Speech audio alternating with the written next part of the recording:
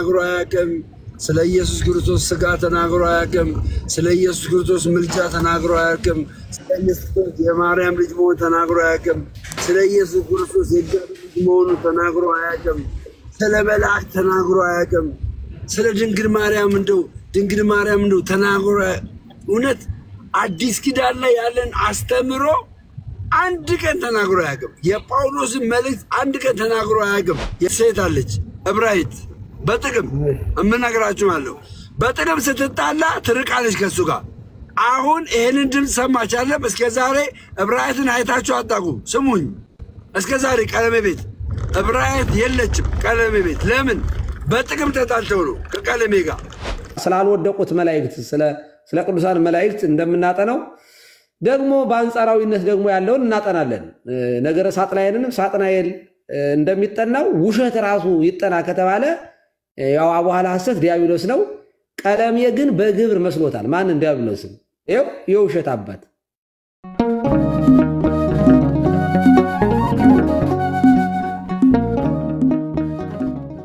አስተምሮ ዙሪያ ራሱ በድነት ዙሪያ ራሱ በነገራችን ላይ በዚህ ዓመት ውስጥ ብቻ 80% ኦርቶዶክስ ሆኗል ጴንጤ።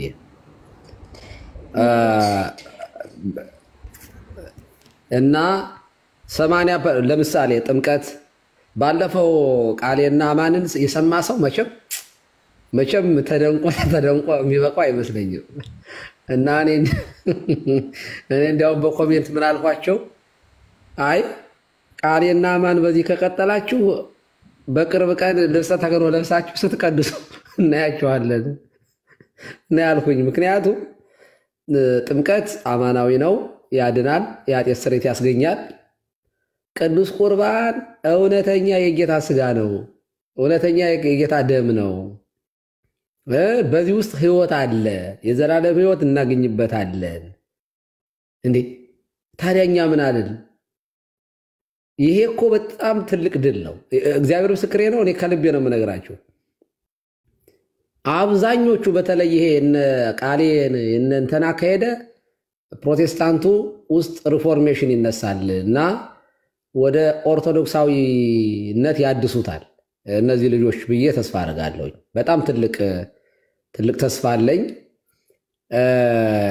ከዛ በኋላ ምንም አይነት አሁን እኛ ጋር የሚከሱበትም ምክንያቱም እነሱ ኦልሬዲ አክሰፕት እያደረጉት ነው። ከዚያ ባክ ቱ ዘ ኦሪጂን ማለት ይጀምራሉ ማለት ነው። ይሄ እውነቱ ይሄ ነው። እውነት ለመናገር እንዴ በጣም እኔ አሁን 1 2 3 አረጌ ብዬ የምቆጥራቸው እዚህ ቲክቶክ ላይ ተምረዋል በደንብ በተለይ በቃ አባቶች ብለው እኮ ሊሞት እኮ ነው። ይሄ በጣም ትልቅ ሰክሰስ ነው ባይዘው እና ልናከብራቸው ልናደንቃቸው ይገባል። ሰው የአባቶቹን ትምህርት ወደ ጥንቱ ትምህርት ከተመለሰ የመዳን ተስፋው በጣም የሰፋ ነው የሚሆነው።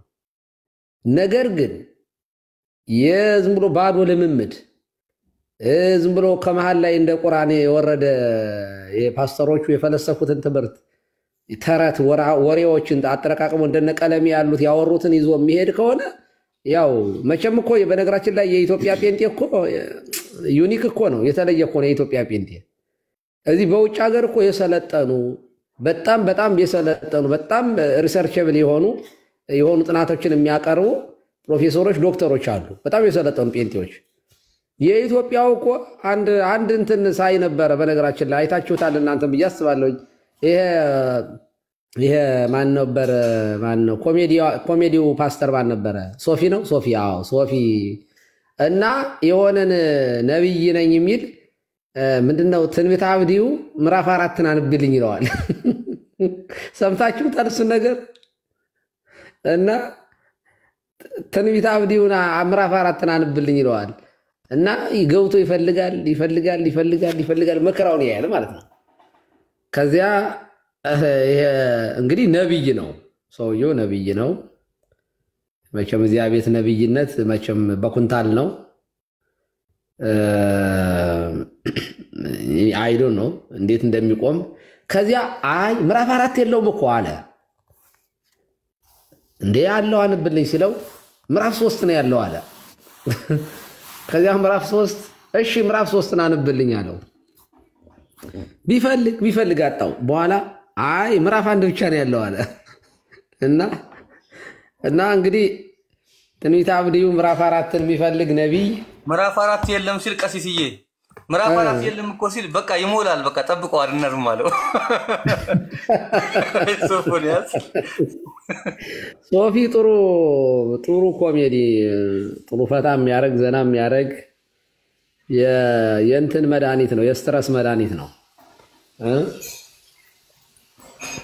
እና ለማንኛውም ግን ለቀለሜ አድርሱልኝ አንደኛ እዚህ ጋር አንድ ወይዘሮ ጥሩ ዘለል ቀለሜ የሚናገረው ንግግር ነው ወይዘሮ ጥሩ ዘለል ምናምን ብሎ የሚናገረው ነውና ደሚ እንዴት አደርክ ደሚ ቀሲስ ይፍቱኝ ይባርኩኝ ሰላም ብያለሁ እግዚአብሔር ይባርክ አሜን አሜን አይ እኔ ይሄ ውሸቱ ከቀለሜ ብቻ አይደለም የሚጀምረው ብዬ ነው ማውራው እውነት ነው እኔ በፕሮቴስታንቶች ውሸት ይፈቀዳል ብዬ አምናለሁ ይቅርታ አድርጉልኝና ምክንያቱም ዛሬ አይደለም ውሸቱ የተጀመረው በቤተ ክርስቲያን ኤኔቢጤ አንስቶ ጳጳስ ጌታን ተቀበለ ብሎ ዋሽተው ነበርና ይሄ ውሸት በቃ መገለጫው ነው የእምነቱ መገለጫው ነው ብዬ ነው ማምነውና ማውገዝም አይችሉም በቃ ይሄ እምነታቸው ነው ውሸቱ ራሱ እምነታቸው ነው ማውገዝ ማንንም አይችልም በጣም በቤተ ክርስቲያን ላይ ይዋሻሉ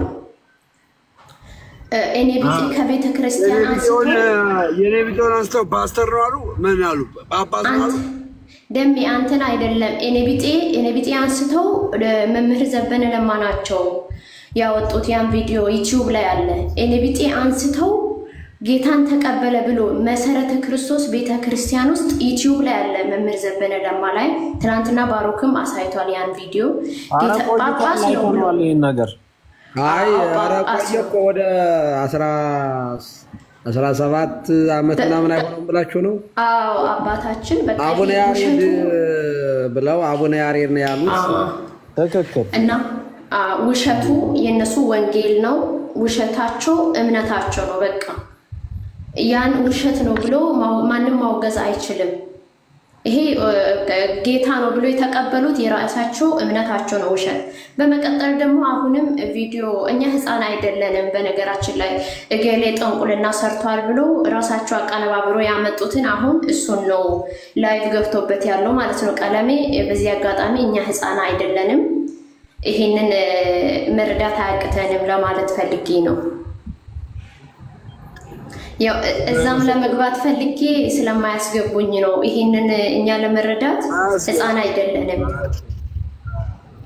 አይ በቃ ሰውየው እኔ አንድ ቀን እኮ ስለ ኢየሱስ ክርስቶስ ባህሪ ተናግሮ አያውቅም ስለ ኢየሱስ ክርስቶስ ስጋ ተናግሮ አያውቅም ስለ ኢየሱስ ክርስቶስ ምልጃ ተናግሮ አያውቅም ስለ ኢየሱስ ክርስቶስ የማርያም ልጅ መሆኑ ተናግሮ አያውቅም ስለ ኢየሱስ ክርስቶስ የእግዚአብሔር ልጅ መሆኑ ተናግሮ አያውቅም ስለ መልአክ ተናግሮ አያውቅም ስለ ድንግል ማርያም እንደው ተናግሮ እውነት አዲስ ኪዳን ላይ ያለን አስተምሮ አንድ ቀን ተናግሮ አያውቅም የጳውሎስን መልእክት አንድ ቀን ተናግሮ አያውቅም የጴጥሮስን የይሁዳን ዮሐንስ አይ እሱ ብቻ አይደለም ይኸውላችሁ አይ እውነት ቁም ነገር ነው የምነግራችሁ እኔ ማለት እኔ ለፕሮቴስታንቶች ቻሌንጅ ማደርጋቸው ምንድነው ማለት ውሸት ሲነገር ውሸት ማለት ወፍራምና ቀጭን ውሸት አለ ትልቅና ትንሽ የሚባል ውሸት አለ ማለት ነው ውሸት ኃጢያት አይደለም ወይ ለምሳሌ ወዳጀ ከሆነ የኛ ሰው ከሆነ ቢዋሽም ይሶኬ ነው እንደዚያ ነው የምታምኑት በዚህ ደረጃ እግሩን አንስቶ የለቀቀውን ውሸት እንዴት ነው ኧረ ይሄ ነገር ትክክል አይደለም ይቅርታ ጠይቅ እንዴት ነው ያላላችሁት እንደው ጭራሽ አብራችሁት ሆናችሁ እንኳን ዋሽህልን ስትሉ የነበራችሁ ይፈሩታል ቀለሜ እኮ የነሱ አምላክ ነው ይፈሩታል ማንንም ይሄ ማውገዝ አይችልም እኮ እሱን እኮ ነው እኔ እኮ መጠየቅ የምፈልገው ለምንድን ነው እሱ ነው ማውገዝ ያኔ እንኳን ስማችንን እያነሳ ያወገዘን እሱ አይደል እንዴ በጎራ ለይቶ በቃ እዛ ቶፕ እሱ ነው ቶፕ እኔ አሁን እንደውም ቶፕ ከሆነ እብራይት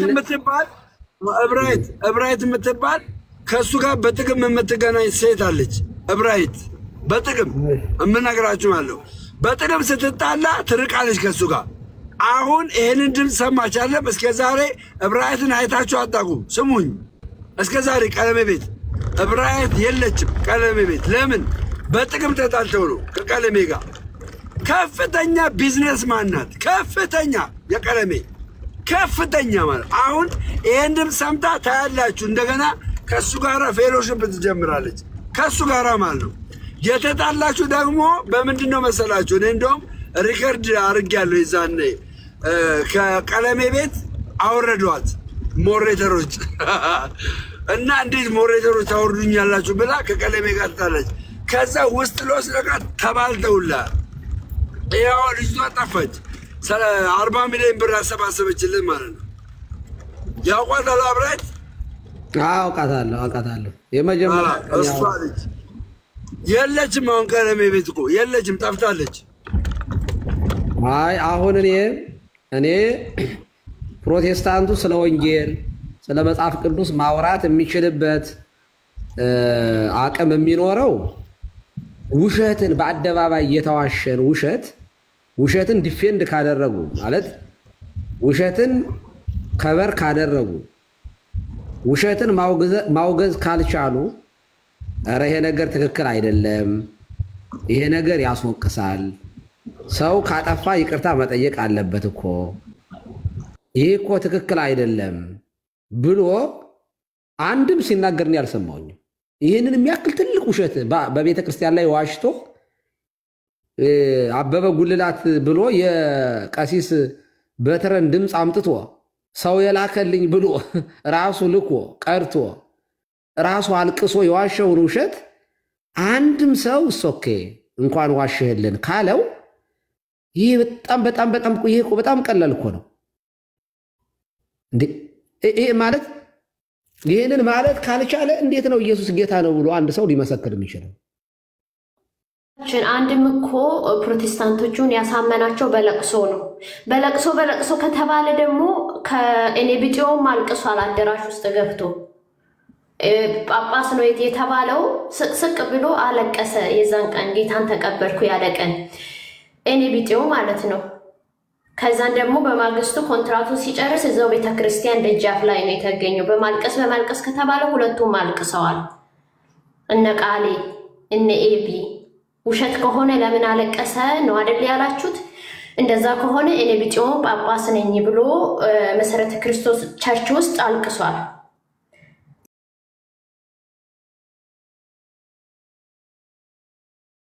ባለቤት የቅዳሴው ባለቤት አሉ የቀደሱት ራሳቸው። ማስረጃውን እኮ እጅ ከፍንጅ እኮ ነው ያቀረብነው። እኔ እኮ ያቀረብኩት እኮ ገና በኩሉ ልብን አስተብቆ ያለው እኮ ቀሲስ በትረ በህይወት ያለ ሰው ድምፅ ያውም ስቱዲዮ ውስጥ ገብቶ የተቀረጸው ቅዳሴ ያንን አምጥቶ አበበ ጉልላት ነው። ይሄ እኮ አበበ ነው።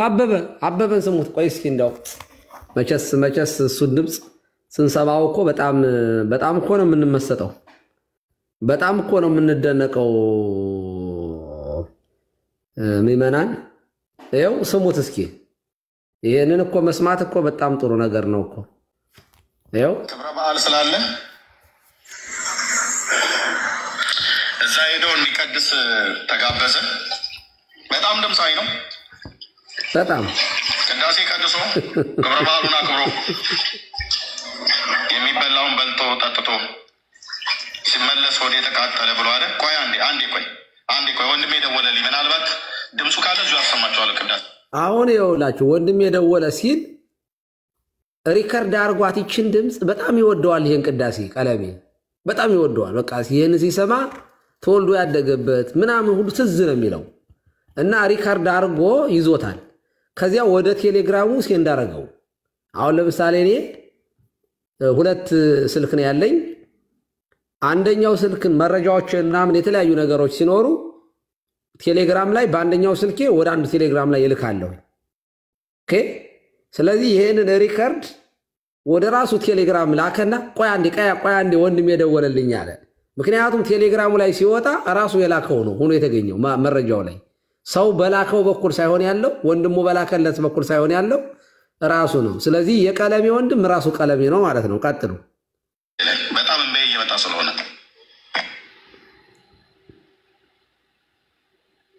አሁን ወንድሙ ቀለሜ ለቀለሜ ወንድሙ ቀለሜ እየደወለ ነው። ያው ወንድሜ ሰምቶ ላከልኝ ቴሌግራም ላይ። እሺ ወንድሜን በሉት በመድኃኒት ማለት ነው። አበበ ጉልላት ይባላል። አብሮ አደጌ ነው። ኦኬ እሺ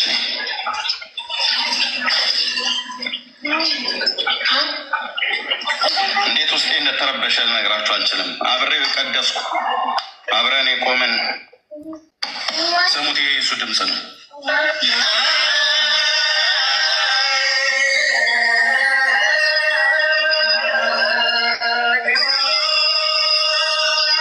የሱስ ሰሙታለት ቆይ አሁን የካህናቱ አብሮ ስላለ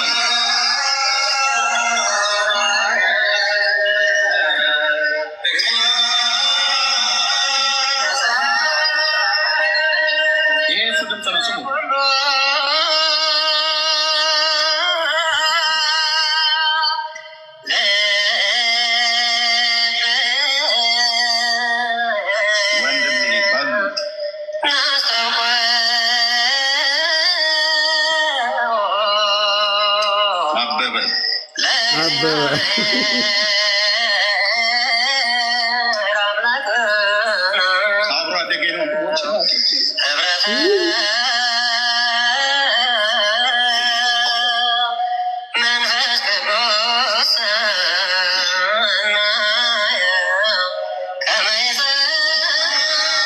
አብሮ አደጌ ነው። አብሮ አደጌ ነው። ወንድሞቼ እናቶቼ ወንድሞቼ አብሮ አደጌ አብረን እኩል ቀን አንድ ቀን ድቁና የተቀበልን አብረን የቀደስን አብሮ አፈር ፈይቶ ያደገ በአንድ ወንዝ ላይ ያደግን አበበ ጉልላት። ልብ አድርጉ። የእውነት ይሄ እኮ የዓለም ዋንጫ የውሸት የዓለም ዋንጫ ያሸልማል። ይሄ የውሸት አሁን ይሄ በዚህ አንድ ሰው በውሸት ውድድር ቢኖር የውሸት ውድድር ቢቀርብና ዋንጫውን ያነሰዋል ወንድማችን ቀለሜ። አብረን ያደግን አብረን አሁን አብሮ ልብ አድርጉ አብሮ ያደገ ሰው አብሮ ዲቁና ያመጣ ሰው ድምፁ ማለት ነው። አስባችኋት የጓደኛችሁ ድምፅ ሲጠፋችሁ አስባችሁታል? እንዲህ ሰው ሪከርድ የተደረገ እንትንና የጓደኛውን ድምፅ መለየት ያቅተዋል አንድ ሰው። እንዴ እኔ ቀለሜ ሌላ ቲክቶክ ላይ ሌላ ጊፍት ምናምን እና ሌላ የገቢ ማሰባሰቢያ ከሚፈጥር ዝም ብሎ በውሸት ቢወዳደር ያሸንፋል። አሪፍ ነው ማለት ይሄ የገቢ ምንጭ በውሸት ማድረግ ይችላል። አባታችን ለምን ብሔራዊ ቲያትር ለምን አይወዳደርም? እሱንማ በቃ እሱን አስናቀው ነው እሱ በቃ ሊስን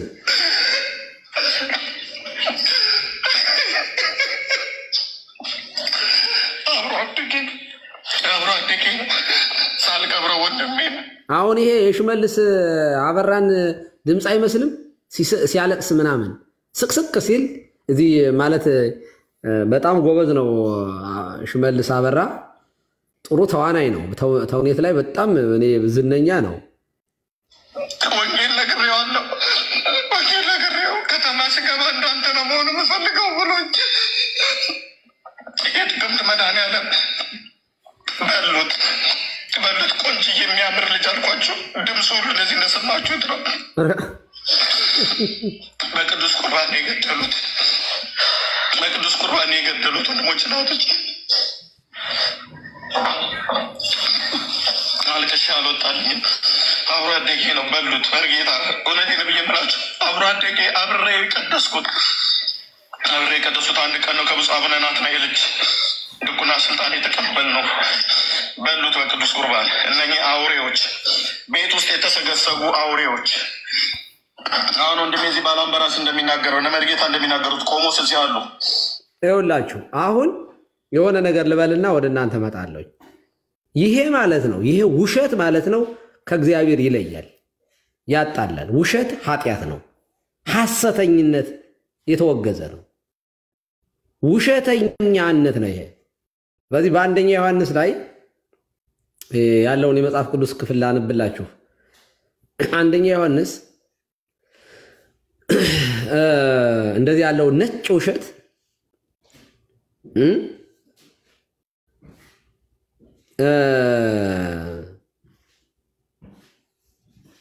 ከእርሱ ጋር ህብረት አለን ብንል በጨለማም ብንመላለስ እንዋሻለን እውነትንም አናደርግም ይላል። አሁን ቀለሜ ከክርስቶስ ጋር አለሁ እያለ ግን ህብረት የሌለው ነው። በጨለማ የሚመላለስ ነው። ጨለማ ውስጥ ነው ያለው።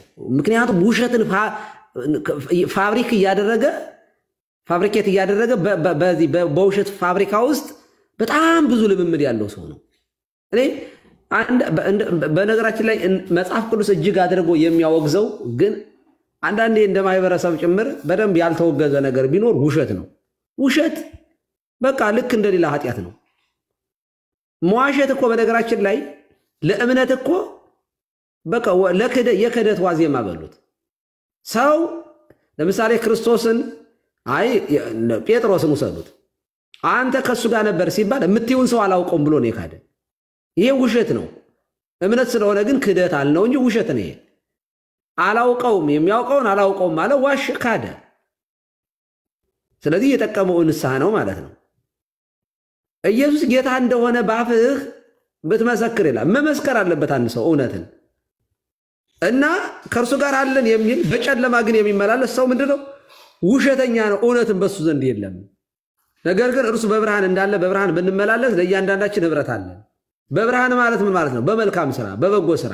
ምክንያቱም ማቴዎስ 5 ላይ ስንመለከት ብርሃናችሁ በሰው ሁሉ ፊት ይብራ፣ መልካሙን ስራችሁን አይቶ በሰማይ ያለው አባቴን እንዲያከብሩት ይላል። መልካም ስራ የተባለው ምንድነው? ብርሃን የተባለው ምንድነው? መልካም ስራ ነው። በጨለማ ሌባ ሊያርድ ሊሰርቅ ነው የሚመጣው። የጨለማ ልጅ አይደለ፣ የብርሃን ልጅ ግን በቀን ሊሰራ ነው የሚመጣው። በቀን ይመላለሳል፣ በብርሃን ይመላለሳል። በብርሃን ብንመላለስ ለእያንዳንዳችን ህብረት አለን። የልጁም የኢየሱስ ክርስቶስ ደም ከኃጢአት ሁሉ ያነጻናል ይላል። ኃጢአት የለብንም ብንል ራሳችን እናስታለን፣ እውነት በእኛ ውስጥ የለም። ዋሽቶ ነጭ ውሸት ነው የዋሸው። በቃ ውሸት ነው የዋሸው። ይህ በጣም ትልቅ መርገም ነው። በቃ ከዋሸ በኋላ ደግሞ ውሸቱን ይቅርታ ከመጠየቅ ይልቅ ንስሐ ከመግባት ይልቅ ምን አለው?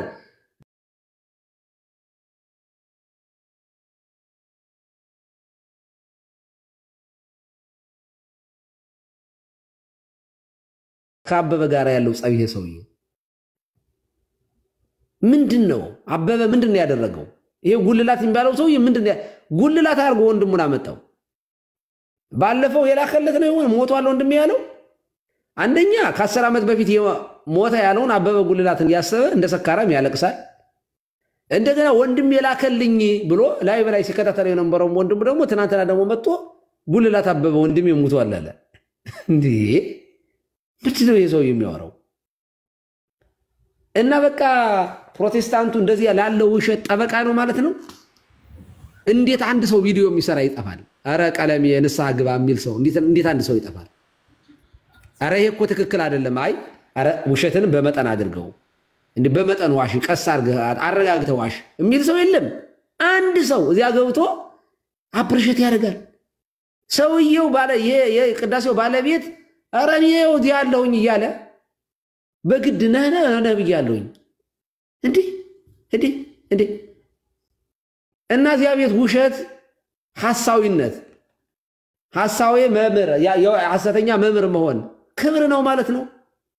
እንደው ቢያንስ ለገጽታ ግንባታ ብላችሁ ለራሳችሁ ክብር ማለት አረ ይሄንን ባንናገር በእውነት ትክክል አይደለም፣ ይሄ እኮ ቤተ እምነቱን ጭምር ያሰደባል ብላችሁ አንድ ቪዲዮ እንኳን ሰሩ። ታዲያ በየትኛው ይሄንን ውሸትን ውሸት ሳትሉ ከየትኛው እውነት ጋር ነው ልትከራከሩ የምትመጡት? የትኛው መጽሐፍ ቅዱስ ይዛችሁ ልትመሰክሩ ነው? በፍጹም ሞራል የላችሁ። ተሳስቻለሁ እንኳን ይባላል።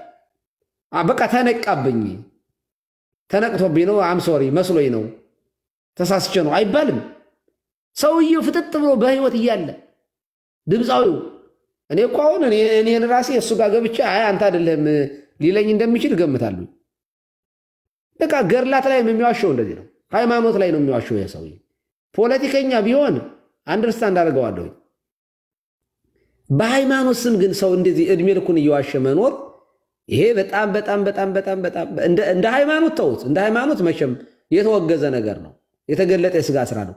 እንደ ማህበረሰብ ራሱ ፕሮቴስታንቱን በምን አይነት መንገድ ማየት እንዳለብን እኔ ማጥናት አለብን ብዬ አምናለሁ። እንደዚህ ያለው ውሸት በነገራችን ላይ በትምህርት ቤት ውስጥ ያላችሁ ሰዎች ሪሰርች የምትሰሩ ሰዎች ይህንን የቀለሜ ራሱን የቻለ አንድ ቴስት ይወጣዋል። ውሸትን በእንተ እንተና ነው አይደል ዲያቆን ነው መሰለኝ በእንተ አበበ ጉልላት ብሎ የሆነ ቪዲዮ ሰርቷል። ይሄ እኮ ልክ ክርስቶስ እንተ ነገረ ማርያም ነገረ ክርስቶስ እንደሚጠናው ወይንም ደግሞ ስላልወደቁት መላእክት ስለ ቅዱሳን መላእክት እንደምናጠናው ደግሞ በአንጻራዊነት ደግሞ ያለውን እናጠናለን። ነገረ ሳጥናኤልንም ሳጥናኤል እንደሚጠናው ውሸት ራሱ ይጠና ከተባለ ያው አቡሃላ ሐሰት ዲያብሎስ ነው።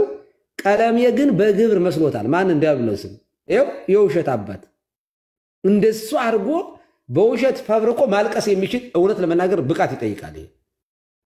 የተለየ ዋሾ መሆን አለባችሁ። እንደዚህ ውሸትን ፈጥራችሁ ዋሽታችሁ እንደገና ማልቀስ ስቅስቅ ብሎ ማልቀስ የተለየ ውሸታም በቃ ስፔሻል ላየር መሆን ይጠይቃል። የተለየ ውሸታም ይህ እኮ በቃ ማለት ኧረ በስላሴ በሉ ቀጥሉ። ለማንኛውም እኔ በጣም ነው ያዘንኩኝ። እውነቴን ነው። እንደዚህ ያለ ውሸት ተዋሽቶ አንድ ሰው መልስ የሚሰጥ ኧረ ይሄ ትክክል አይደለም፣ ግድ የለም ይሄ ግትልትል ውሸትህ ማይበል ሆኗል፣ አይቆምም። ስለዚህ እንገድበው። የአባይ ግድብ እንኳን ይገደባል። የቀለሜን ውሸት ግን መገደብ እንዴት ያቅታችኋል? የአንድን ሰው ቅዱሳንን አያማልዱም የምትሉ ክብረ ቅዱሳንን ለምን ተሰጠ የምትሉ ሰዎች ምን ነው ክብረ ቀለሜ እንደው የአምልኮ ያክል ሆነባችሁ እንዴ?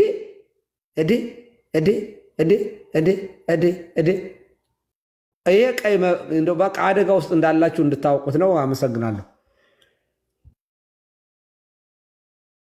እሺ አባታችን እዚህ ላይ ያው እኛ የምናስተውለው ነገር ምንድን ነው? እሱ ያው እንዲህ አበበ ጉልላት ሞተ ብቻ ብሎ መዋሸቱ ሳይሆን ቅዱስ ቁርባን ላይ ሰዎች ወደዛ እንዳይቀርቡ በእንደዚህ አይነት መንገድ መርዝ ይሰጧቸዋል የሚል መልእክትም ለማስተላለፍ ፈልጎ ነው አይ ቲንክ ማለት ነው። ለምን ቅዱስ ቁርባን ላይ ነው? ለምን በሌላ ነገር ገደሉት አላለም? አንደኛ ነገር ደግሞ ያው የውሸቱ ጥግ ደግሞ ክብረ በዓል አንግሶ የሚበላውን በልቶ የሚጠጣውን ጠጥቶ እየሄደ ሆዴን ቆረጠኝ ምናምን ይሄን ሁሉ ለሱ ነው ያማከረው ከመሞቱ በፊት ሆዴን ቆረጠኝ አለ። ከዛ ሞተ። ከሞተ በኋላ ራሱ በቅዱስ ቁርባን ነው የገደሉኝ ብሎ የነገረው ከሞተ በኋላ ነው። በመንፈስ ተነስቶ ነው ለቀለሜ የነገረው። ምን አይነት እንትን ነው?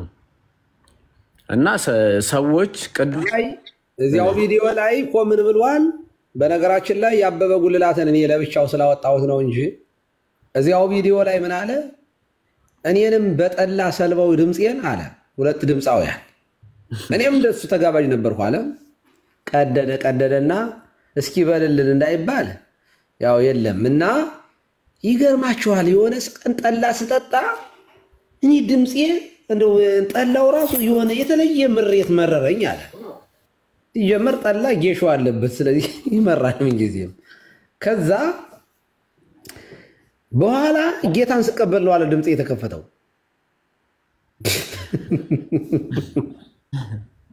እኔ እኮ እኔ እውነት ብዙ ውሸታም መጣ እንግዲህ ቀደዳ የሚባሉ ሰዎች አሉ እና ጀመረ የሚባሉ አሉ።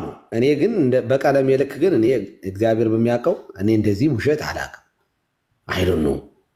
ይሄ ሰውዬ ስንት ዓመት ዋሸ? 10 ምናምን ዓመት ይኸው። አሁን በቅርብ ቀን የገቢ ማሰባሰቢያ ይጠበቃል እና ቪዲዮ አይተዋል እንዴ አባቴ? ሚሞሪውን እኮ ተገዝቶ ተጭኖ ነው ብሏል። ደግሞ እኮ የሆነ ቪዲዮ አይተዋል። ሚሞሪ እኮ ልክ በነገር አበበ ጉልላት ተቀርቶ ነው። አዎ ተጭኖበት ነው አለ እኮ። ደግሞ የማሄ ቪዲዮ አላዩትም እንዴ? ቪዲዮ ዩቲዩብ ላይ ያለው እሱን ድምጽ ጭነውት። ቆይ እኔ ሼር አረግሎታለሁ። የማሄ የለቀቀችው ቪዲዮ ላይ ልክ እንደማንኛውም ዘፈን ምናምን ከስልኩ ጋር ተገኝቶ ነው ዘፈን እንደሚጫነው ተጭኖ ነው ደግሞ እኮ ብለዋል። አላዩትም መሰለኝ። ሙሉ ቅዳሴ እሰይ እግዚአብሔር ኧረ ቆይ ቪዲዮውን እኔ ወይ ታግ አረግሎታለሁ ሼርም አረግሎታለሁ እኔ ፎሎወሬ ስለሆኑ እንጂ በጣም የሌለ ነገር ነው የቀባጠረው። እንደማንኛውም ዘፈን እንደሚጫነው ተጭኖ ነው። ከዛ በኋላ እኔ እንግዲህ ስልኩ ቪዲዮ ደግሞ ሚሞሪ ቀለሜ ጋር እንዴት እዛ ኒዘርላንድ ድረስ እንደደረሰ ጌታ ይወቅ ተጭኖ ነው ብሏል። ከ10 ዓመት በፊት ከምንድነው ከመዝሙር ቤትም ይሁን ከየትም ተጭኖ እንዴት ቀለሜ ጋር ደርሶ ያበበ ጉልላት ድምጽ እንደሆነ ፈጣሪ ነው የሚያውቀው እና ተጭኖ ነው ብሏል። ደግሞ የሟች ቁጥር 4 ደርሰዋል። አባቴን ገደሉ፣ ወንድሜ ሞተ፣ ሁሉ ሞተ ብሏል። እሱንም ደግሞ እንግዲህ ለቤተ ክርስቲያናችን ሊሰጥ ነው ብሏል ነው መሰለኝ። እኔም ሙቼ ነበር ተነስቼ ነው አላለም። እሱ ብቻ ነው የቀረው። ጌታን ስቀበል ነው የተነሳሁኝ እንጂ እኔም እኮ ሙቼ ነበር። አንድ የሆነ ሰው ያለ እንደዚህ አድርገው አላዩትም፣ ቪዲዮውን አላዩትም። እኔ ልክልዎታለሁ ላከልኝ እና ምን ይሄ አንድ ሰው ያለና እንዴት አድርገው ነው የገደሉኝ? እንደዚህ አድርገው ገደሉኝ። ከዚያ ገለውኝ ሄዱ ለምናምን ይላል ሰውዬው እንትን እያለ ማለት ነው። ታስባችሁታል? ገለውኝ ሄዱ እያለ ያወራል ሰውዬው። በዚህ በእንግሊዘኛ ቋንቋ ትምህርት ውስጥ ቨርባይ እንጂ የማይጠቀሙ ቨርባይ እንጂ የማይወስዱ እንትኖች አሉ ይላሉ። እና ለምሳሌ ምንድነው አም ስሊፒንግ ይባላል፣ እየተኛው ነው እንዳው ሊባል ይችላል። ግን እየተኛው ፕሮሰስ አይደለም። እንቅልፍ ከወሰደ አንዴ ላጥ ነው የምትለው እንጂ ኮንቲኒየስሊ እየበላሁ ነው ይባላል። አም ኢቲንግ ይባላል። ምክንያቱም ፕሮሰስ ነው። አንዴ ትበላለህ፣ ከዛ ደግሞ ቆይተህ እየጎረስክ ትሄዳለህ። ተኛው ካልክ ግን በቃ ተኛ ነው። ሶ ቨርባይ እንጂ ይወስዳሉ ወይ ክርክር አለ እዚህ ላይ። ሌሎች አሁን ለምሳሌ እየሞተ ያዳነኝ የሚል የሆነ ምን መዝሙር ነበረ? የትዝታው መዝሙር ነበረ። እየሞተ ምንድነው እየዳንከኝ እየሞትክ እያኖርከኝ የሚለው ነው የትዝታ ሳሙ። አዎ እየሞትክ እናወራበት ነበር ያን ጊዜ እና ተሰቅለ ያዳንከኝ እየሞትክ ምን ያልከኝ ነበር? እስቲ ቆይ ምን የሚለው መዝሙር ላይ ነበረ?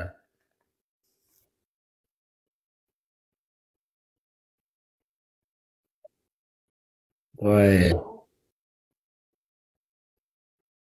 ዘርፌ ነው እየሞተ ተሰቅለ እያዳንከኝ የሚለው የዘርፌ ነው። ቆይ ምን የሚለው እስኪ የምታስታውሱ? መድኃኒቴ ሆይ ምን የሞት ያዳንከኝ መድኃኒቴ ሆይ እንዳትተወኝ የሚል ነው አይደለ? መድኃኒቴ ሆይ እንዳትተወኝ ለዓይኔ እንቅልፍ የለው ለጉንጮቼ እረፍት የሚለው ነው። ለዓይኔ እሱ ላይ ነው ያለው ይሄ ነገር። ቀሲስ እንባን አልሰፍርም በመዳፍ የሚለው ነው። የሞት ያዳንከኝ ምናምን የሚለው ነው። እስኪ አስታውሱኝማ። እንባን አልሰፍርም በመዳፍ እሱ ላይ ነው። የዘርፌ ነው። አሁን ያሉት መዝሙር የዘርፌ ነው። ኦኬ ይሁን። ምን ማለት ነው? እዚህ ጋር ዋናው ሐሳቡ እየሞትክ አይባልም።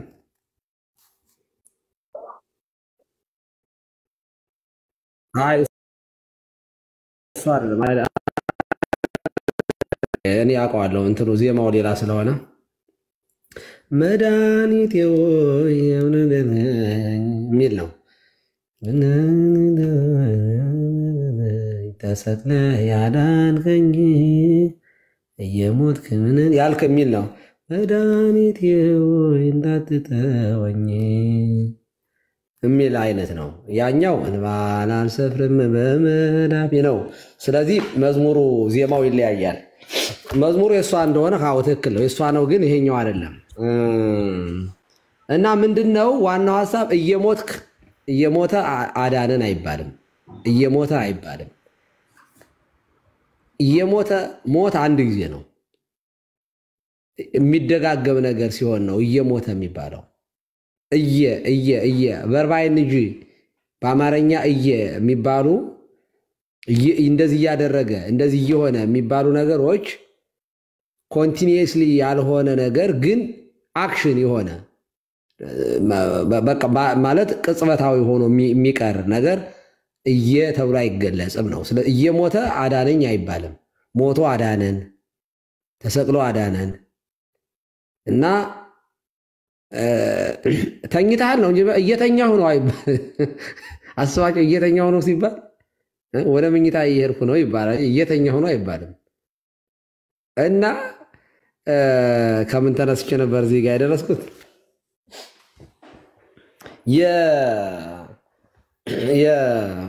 ምንድን ነበር? አስታውስኝ። በቃ የላችሁም ከኔ ጋር ማለት ነው። እና ለማንኛውም ጥሩ አይደለም፣ አስቡበት። ውሸትን እንደ ማይበረ እንደ ትምህርት አርጎ ይዞ እድሜ ልኩን እየዋሸ ኧረ ይሄ ነገር ትክክል አይደለም፣ ኧረ ይሄ ነገር ሙቼ ተነስቻለሁ፣ አዎ ቀለሜ እኔንም ድምፄን ሰልበውት ነበረ አለ በጠላ። ከዚያ ተከፈተልኝ ጌታን ስቀበል። እስኪ ከተከፈተልህ ጩህ፣ ድምፅህን እንስማው። እስኪ አንድ የሆነ ዜማ አዚምልን፣ ያንን ተስረቅራቂ ድምፅህን እንስማው። እንደ በትረ ያለው ድምፅህን እስኪ እንስማው። ተጋባዥውን በፍጹም አይሞክራትም። ይኸው ውሸቱ ነው። ድምፅ በዞረበት የለም። እሱ ፉከራ ሽለላ ነው የሚያውቅ፣ ስድብ፣ ውሸት። ከዚህ ሰው ጋር ሆናችሁ ወንጌልን እንሰብካ።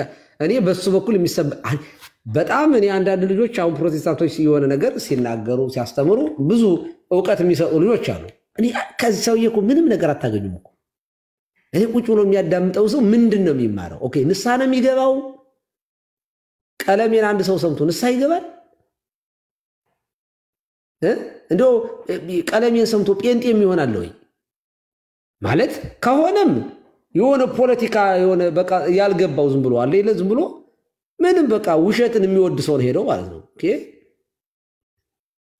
እና ይሄ በጣም አስቡበት ነው። እኔ አስቡበት። አመት ሙሉ ውሸት የሚያስተምር ሰውን ይዛችሁ አደጋ ውስጥ እንዳትገቡ ተጠንቀቁ ለማለት ነው። እግዚአብሔር ይስጥልኝ። ሀብተወልድ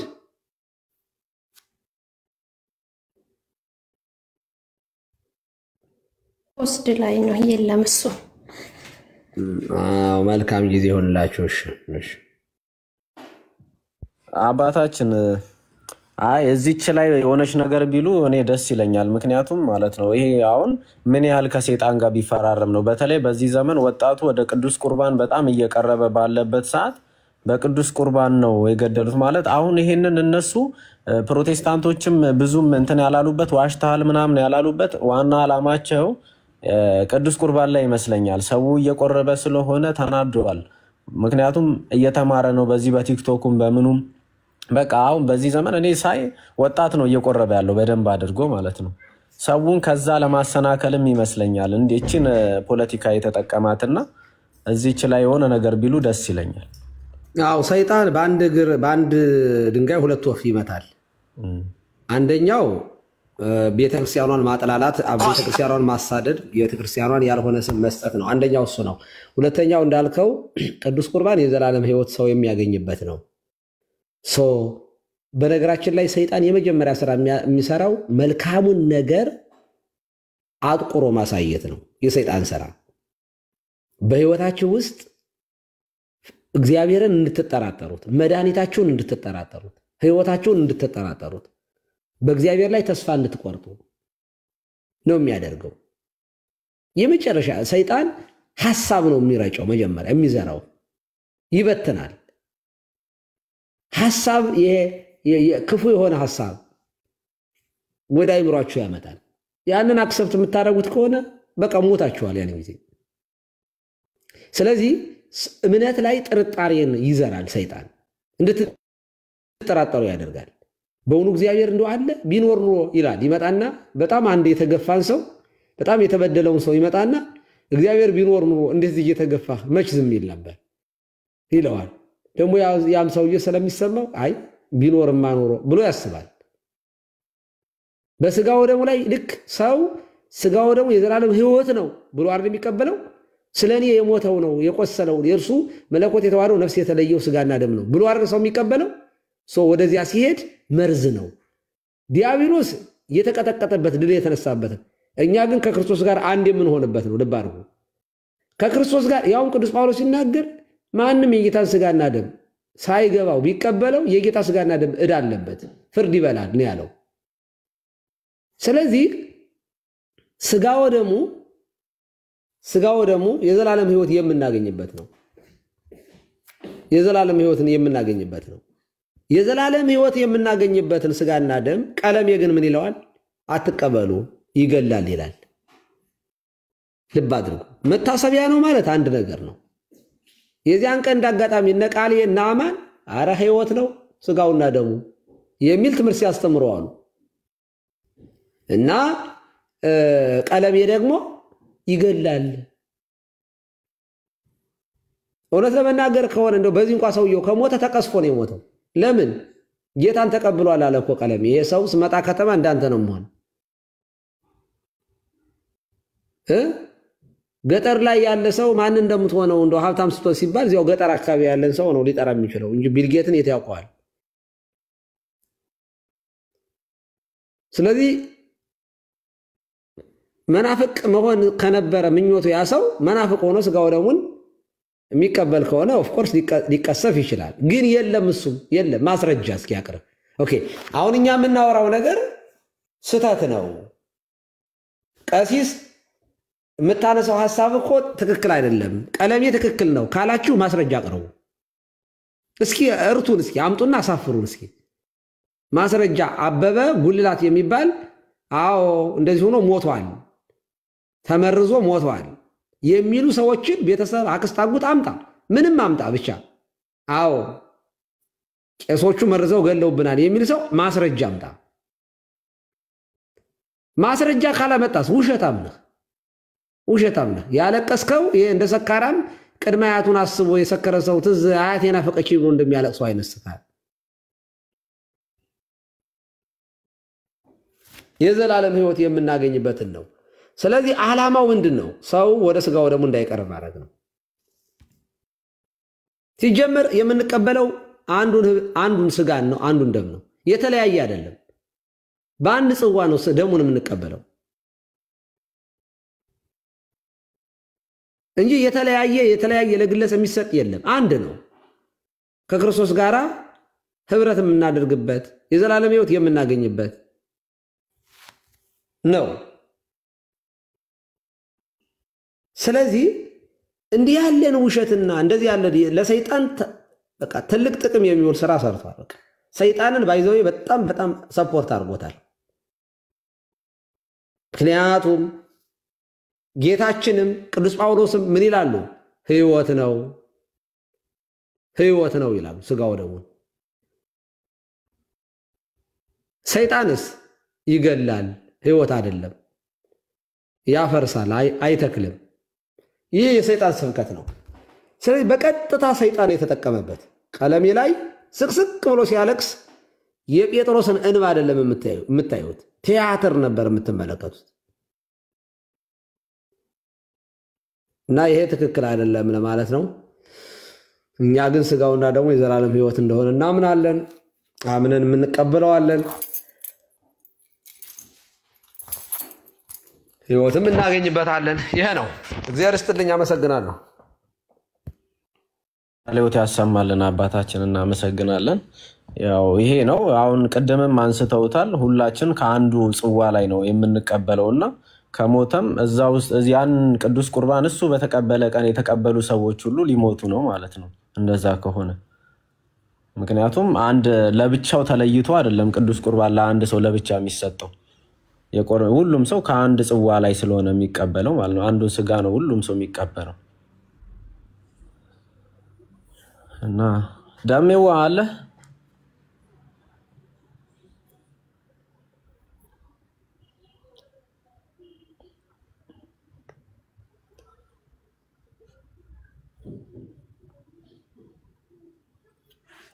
እና እንደዛ ነው። ሰዎች የውሸት መዓት ነው ቀለሜ የደረደረው።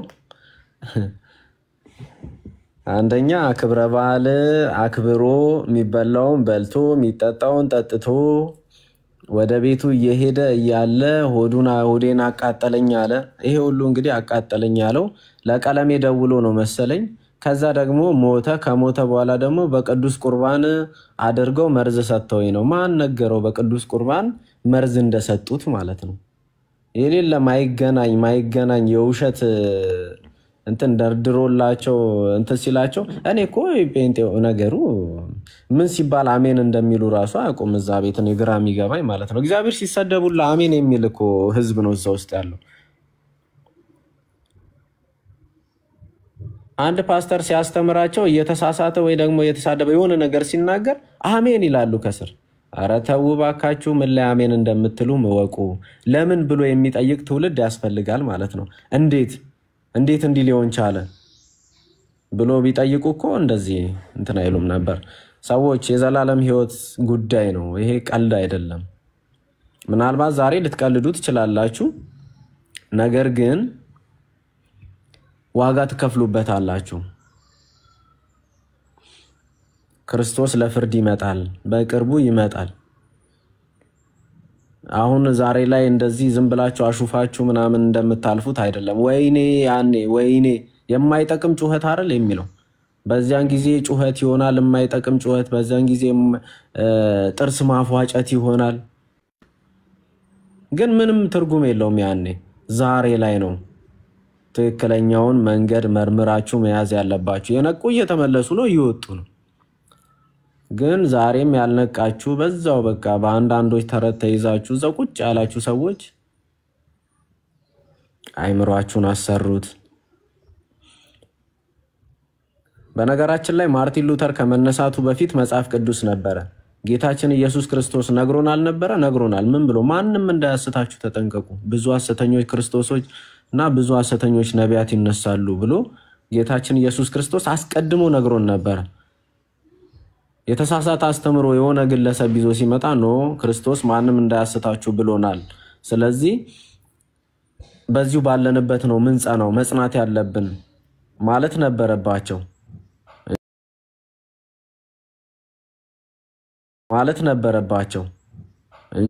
ማስተጋባት ወይ ደግሞ እሱን ተከትሎ ሃይማኖትን ጥሎ መሄድ አያስፈልግም ነበር።